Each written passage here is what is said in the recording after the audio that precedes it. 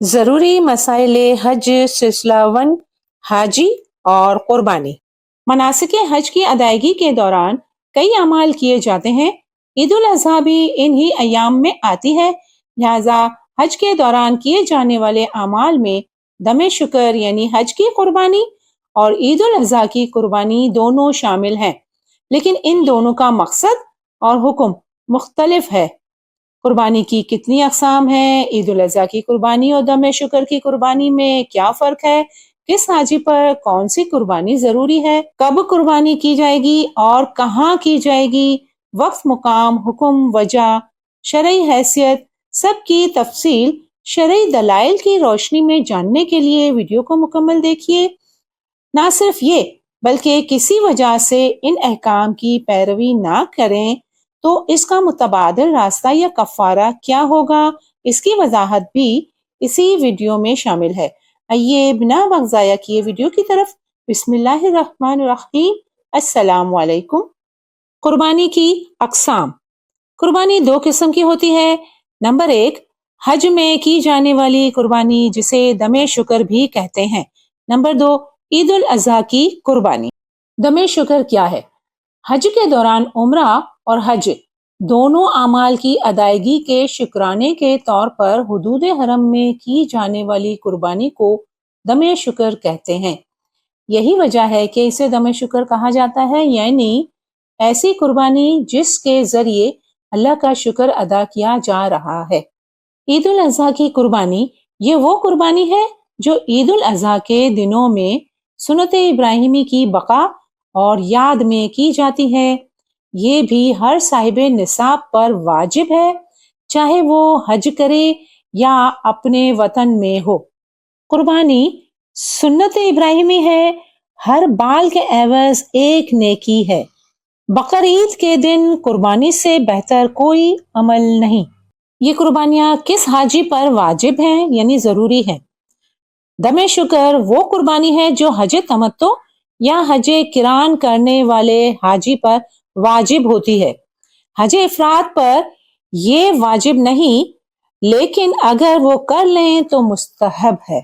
हज की तीनों अकसाम, हज तमत्तो, हज किरान और हज इफराद, इसकी तफसीली वीडियो इसी चैनल पर मौजूद है। अगर अभी तक नहीं देखी तो आई बटन में लिंक मौजूद है। फर्ज, वाजिब, सुन्नत, मुस्तहब अमाल ये क्या होते हैं, इनकी वीडियो भी इसी चैनल पर मौजूद है। यहाँ मुख्तसरन बता देती हूँ कि वाजिब वो रुकन होता है जिसकी अदायगी जरूरी है। छोड़ने की सूरत में चाहे जानकर, भूलकर या लाइल्मी से छूट जाए, ऐसी सूरत में हज उम्रा नाकिस हो जाएगा, गुनाह होगा और सजा यानी दम देना होगा। इसकी तलाफी दम की अदायगी से मुमकिन है। जबकि मुस्तहब वो रुकन होता है जिसके करने पर बहुत अजर और सवाब है, मगर छूट जाने पर कोई गिरफ्त नहीं, ना गुनाह है, ना मकरू है, तलाफी की जरूरत भी नहीं। दमे शुक्र की कुर्बानी हज तमत्तो और हज किरान करने वाले पर वाजिब है, जबकि हज इफराद पर मुस्तहब है।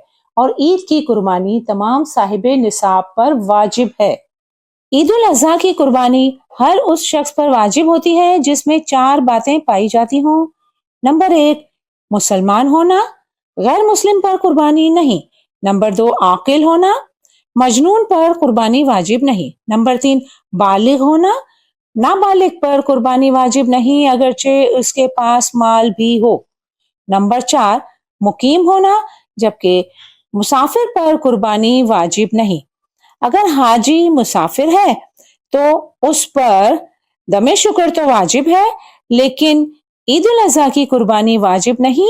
और अगर मुसाफिर हाजी अपनी खुशी से कुर्बानी करे तो सवाब मिलेगा।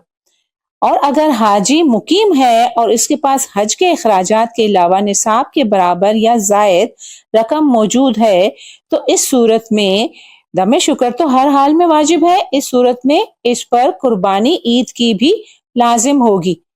मुकीम और मुसाफिर की वजाहत कुछ यूं है कि जहां कहीं भी 15 दिन से जायद कयाम का इरादा हो तो वो मुकीम के जमरे में आता है। लिहाजा अगर हज के दौरान मक्का मुकरमा में 15 दिन या इससे ज्यादा का कयाम का इरादा हो तो مقیم کہلائے گا اور اس صورت میں دونوں قربانیاں واجب ہوں گی. اور اگر 15 دن سے کم کا ارادہ ہو تو وہ مسافر کہلائے گا اور ایسی صورت میں عید الاضحیٰ کی قربانی واجب نہیں ہوگی. عام طور پر لانگ پیکج والے مقیم کے زمرے میں آتے ہیں جبکہ شارٹ پیکج والے مسافر کے زمرے میں بھی آ سکتے ہیں. قربانی کب کرنی ہے؟ دم شکر کی قربانی 10 ذی الحجہ کے دن رمی کرنے کے بعد حجامت سے پہلے سے لے کر 12 ذی الحجہ کے سورج غروب ہونے تک رات میں یا دن میں کبھی بھی کی جا سکتی ہے. حج افراد کرنے والے پہلے حجامت پھر قربانی کرنا چاہیں تو وہ کر سکتے ہیں کیونکہ یہ ان کے لیے واجب عمل نہیں بلکہ مستحب عمل ہے.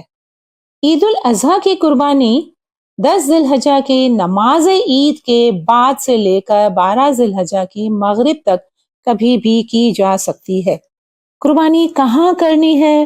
دم شکر کی قربانی منا میں مسنون ہے. یہ نہ ہو سکے تو مکہ مکرمہ میں کریں اور یہ بھی نہ ہو سکے تو حرم میں جہاں چاہیں ذبح کر لیں.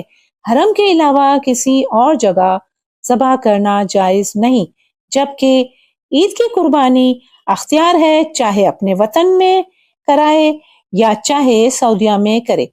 اپنے وطن میں کرنے کی صورت میں دونوں ملکوں یعنی سعودیہ اور اپنا وطن دونوں میں قربانی کے ایام کا ہونا ضروری ہے. قربانی کی شرائط. دم شکر کے لیے بھی وہی جانور کی شرائط ہیں جو عید الاضحیٰ کے جانور کے لیے ہیں. یعنی دم شکر سے مراد ایک بکرا، اس میں نر، مادہ، دمبا، بھیڑ، نیز، گائے یا اونٹ کا 7واں حصہ سب شامل ہیں. یعنی جانوروں کی عمر پوری ہو، ایسا کوئی عیب نہ ہو جو قربانی سے مانع ہو. شرعی دلیل. اللہ تعالیٰ کا فرمان ہے سورہ بقرہ آیت نمبر 196، حج تمتع یا قران کرنے والے کو قربانی کرنی چاہیے. نبی کریم صلی اللہ علیہ وسلم نے فرمایا، ترجمہ، جو شخص استطاعت رکھنے کے باوجود قربانی نہ کرے وہ ہماری عیدگاہ کے قریب نہ آئے. کفارہ یا متبادل راستہ. دم شکر ادا نہ کر سکنے کی صورت میں کیا کرے؟ فقہ حنفی کے مطابق اگر کوئی حاجی دم شکر ادا کرنے کی استطاعت نہیں رکھتا تو اس کے لیے اللہ تعالیٰ نے ایک متبادل راستہ مہیا کیا ہے، روزے رکھنا. ایسے حاجی کو 10 دن کے روزے رکھنے ہوں گے جن میں سے 3 روزے ایام حج یعنی 3 روزے حج کے مہینوں میں یکم شوال سے لے کر 10 ذی الحجہ سے پہلے رکھنا ضروری ہے، چاہے متفرق طور پر رکھے یا پے در پہ رکھے. البتہ پے در پہ 7، 8 اور 9 ذی الحجہ کو رکھنا افضل ہے. اور باقی 7 روزے ایام میں تشریق گزرنے کے بعد مکہ میں یا اور کسی جگہ بھی رکھے جا سکتے ہیں. یہ 7 روزے بھی متفرق طور پر بھی رکھ سکتے ہیں، البتہ پے در پہ رکھنا افضل ہے. ایام تشریق میں روزے رکھنا جائز نہیں. اگر رکھ بھی لے گا تو روزے صحیح نہیں ہوں گے، اس کا اعادہ کرنا ہوگا. دلیل. جو قربانی نہ کر سکے وہ 3 دن کے روزے حج کے دوران رکھے اور 7 روزے حج کے بعد. استطاعت ہوتے ہوئے بھی عید الاضحیٰ کی قربانی نہ کرنے کا کفارہ یہ ہے کہ قربانی کے جانور کی قیمت صدقہ کر دی جائے.